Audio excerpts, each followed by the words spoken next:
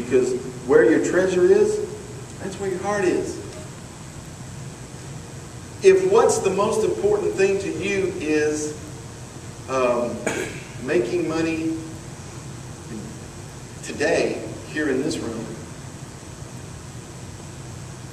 that can get, moths can eat it, and rust can destroy it, and thieves can steal it. But if you would maybe change your perspective and store up some of your treasure, make your major investments in a heavenly or a different perspective, a place where God lives, ministry,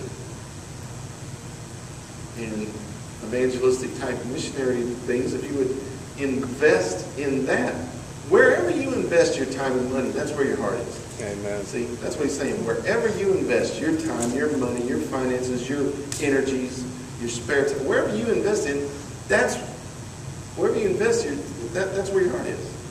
So if your heart is, and the majority of the world, their heart is focused on today, right now, this little temporary life. My house, my car, my clothes, my groceries, my computer, my TV, my. That's earth. That's what he means by earth. Mm-hmm. See, Amen. it needs to be invested in, who can I help today? Who can I introduce to Jesus? What good things, how can I advance God's kingdom? It's okay. I hope some of that's so good. Matthew 13. We're talking about heaven, not futuristic heaven, today heaven. In Matthew chapter 13, there are 6 parables. Do you know what a parable is? Yes. Parable is a picture. Parable is a comparison. It means I'm going to tell you a story that sounds like this, but I'm really trying to get you to see this. Amen. In Greek, the word parable is literally means a similitude. That's what it means, a similitude or a comparison. Or even though I'm saying this, I'm hoping you'll see I'm meaning this. Jesus gives 6 different parables in Matthew 13, and guess what they're all about? Heaven. Amen. He's going to give you similitudes or comparisons about heaven. Very interesting. And we're going to look at these, and I want you to see both aspects of it. I don't want you to just see it futuristic. I want you to see how these parables about the kingdom of heaven could apply to you today. Amen. How you could, to a certain extent, live in heaven today, not just when you leave the earth suit. Okay. You know what? Before I waste my time, is anybody even slightly interested in being able to live in heaven now? Amen. As opposed to having to wait forever until you die? Wouldn't you like to live in a place that is all about power and happiness now? Yeah.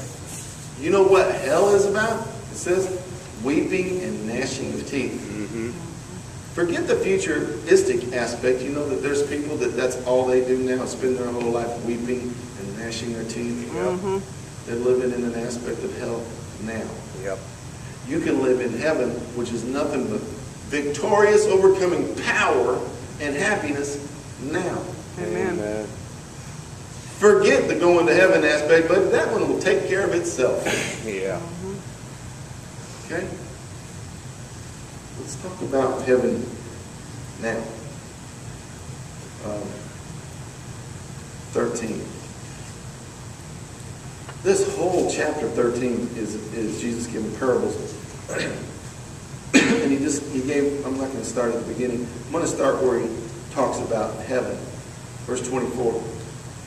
Jesus presented another parable to them. What does that mean? He'd already told them some. And here's where he starts. The kingdom of heaven may be compared. Did you get that? I'm going to talk about the kingdom of heaven. I'm going to compare it to this. I'm going to give you a similitude. I'm going to give you a comparison. See if you can understand what I'm trying to say. Kingdom, by the way, in Greek means the realm of royalty. And I've already told you what Heaven means 100 times. Oranos means a place of power and happiness where God lives.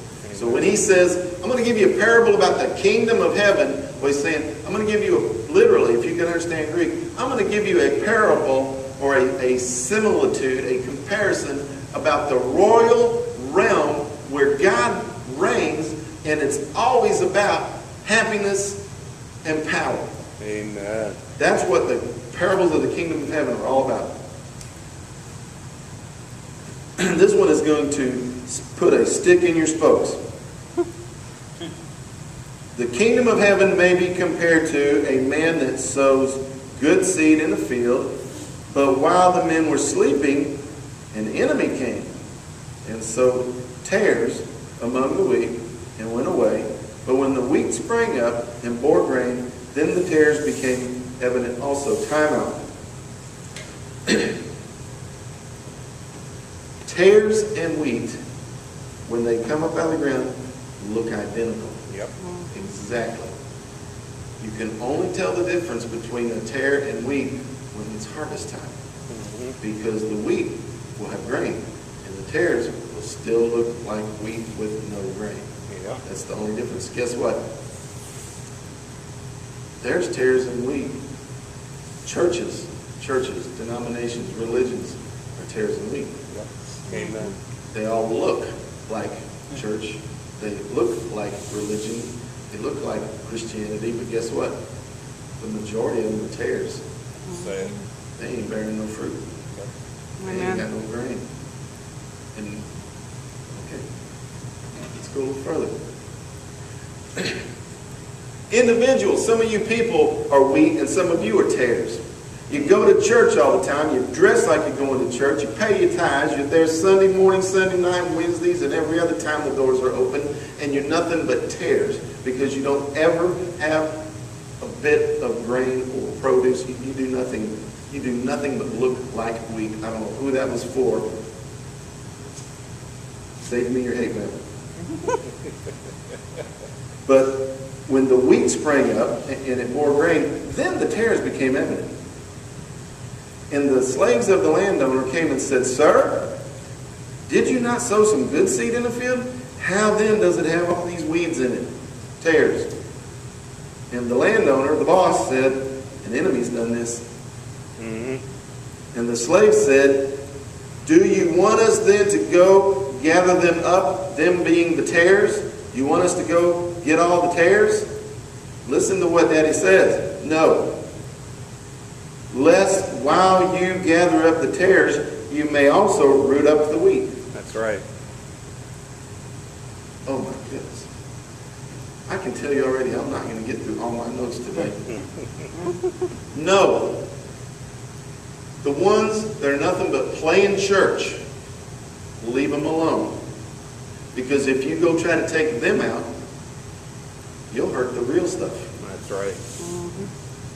Leave them alone. Okay? I don't know who this is for, but drop that attitude of somebody that's not playing Christianity the way you want them to play. You want to pull them out of the ground. You want to destroy them. You better leave them alone.